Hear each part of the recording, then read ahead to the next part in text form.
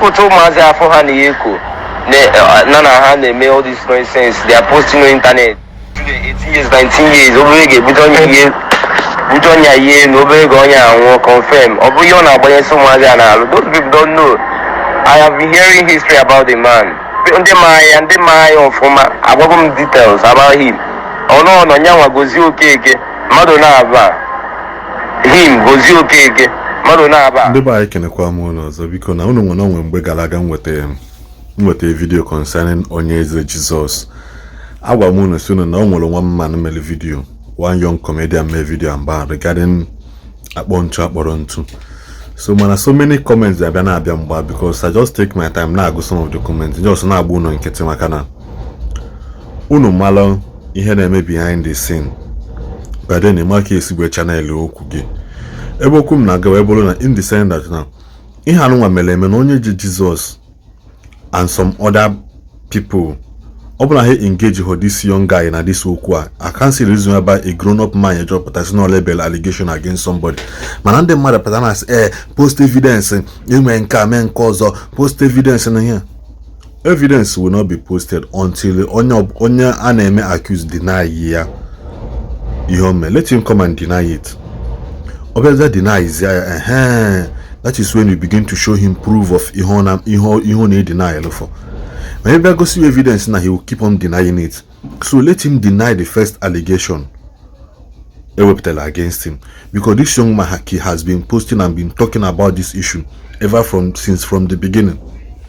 Man, I want in here Ndi Igbo na put say rap onye na gbasara gị wepụ onye na gbasara gị ihe a na-emebi wepụ onye gbasara wepụ onye. That is why we are where we are today. Wepụ onye na gbasara gị wepụ onye na gbasara mụ na gị na-abụ no na country a dollar no 1600 1550 1600 ana photo gali biko kita anu na ihe achọ ihe akwụkwọ one of the voice note from one of those boys from Guinea.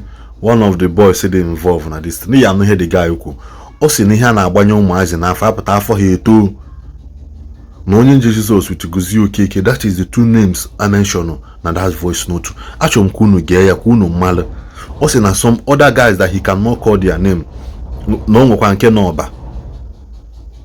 So in any video sometimes learn to pay attention, learn to go give your ears to the ground. Matter here you get chance to reason with your head now chukwu na nyalo go ogugu isi eji we ma here in nature video e matter here in nature video e go ogugu isi ga alu olu obole pete na ba wo you got 100 naira data you will bamba you cannot even come down watch a video to the end of it. In video menya ihe njiwe ma na ndị mmadụ amara ka isi na video ị na be video you will caption mmadụ me na video we judge ba video you will caption mmadụ me we judge ba video na video muta ihe ni mba put hand up because imago epita say na say no da mom na brain no does even function very well. Brain no na function very well. So na nekena na this video ko no the leaked audio voice note that has to do with Onye Jesus and again na akpomuntu on akposa omigbai. Na in this video coding test it on him. Took time. Talk am for share yankuya. When he saw danger, Obama warrior to stay quiet. Obala confess was here. So at such opportunity, let me tell you, brothers, be careful. Be careful. Hold on. I'm so sorry. I will not do that kind of thing. I will not do kind of a thing. I will never in my life do kind of a thing.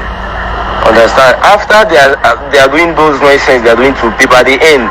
If one you bring a fake, umazi on a child phone echo, each say I know that I want to interfere on this talk like. One thing in talk here, no here.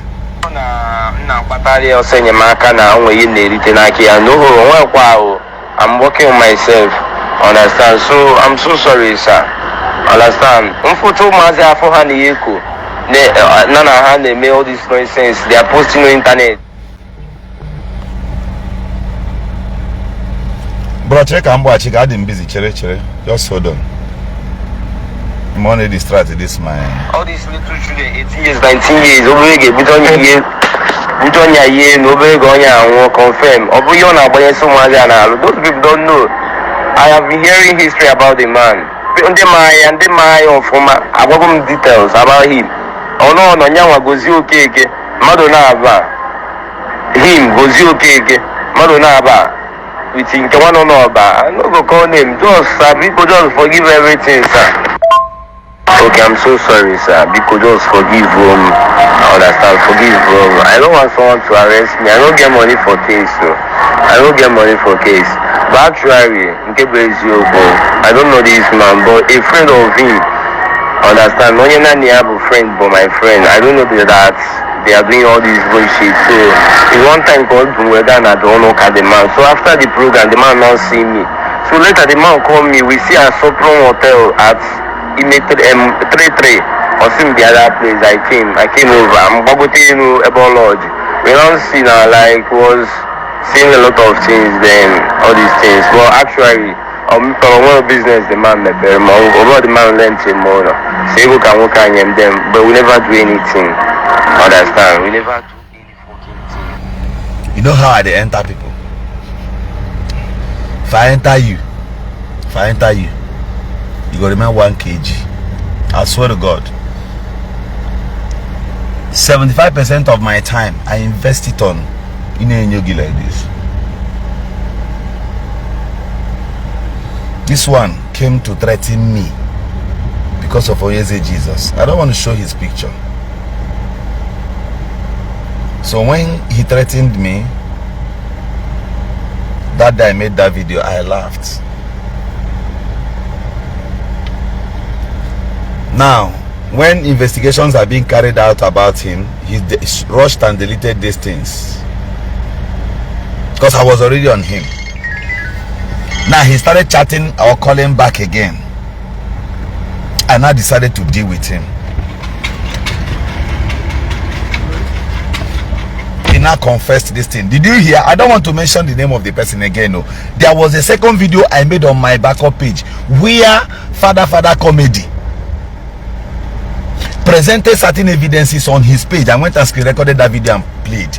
With these two things now, don't you understand that somebody is homo?